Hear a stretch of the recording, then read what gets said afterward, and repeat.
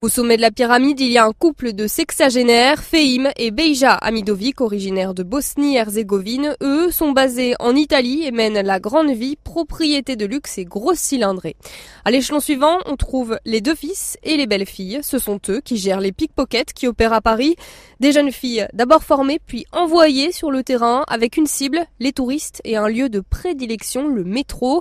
Et si elles ne ramènent pas 300 € minimum à la fin de la journée, ce sont des coups, des brûlures de cigarettes et parfois même le viol. En 2009, la famille Amidovic aurait engendré un chiffre d'affaires dépassant le million d'euros.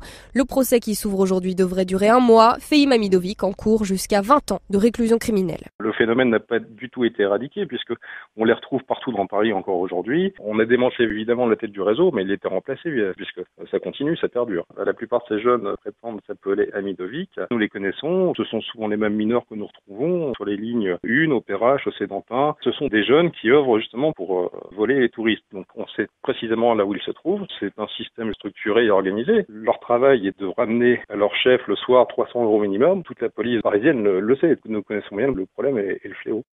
Leur défense, c'est d'être mineurs. En fait, leur but est de contourner complètement la loi française. Tout est envisagé de leur côté, en tout cas, pour justement permettre de sortir rapidement des griffes de la police, quoi. Sachant que nous ne pouvons pas grand-chose sur les mineurs, ils utilisent parfaitement les failles du système. En gros, il faudrait aussi que les voyageurs s'y mettent aussi, pas forcément les pousser, mais simplement, ne serait-ce que d'élever la voix, ça pourrait suffire pour éviter certains vols, je pense. Si les adultes intervenaient régulièrement, ce ne sont que des enfants. Il suffit simplement parfois de leur dire quelque chose pour les faire bouger.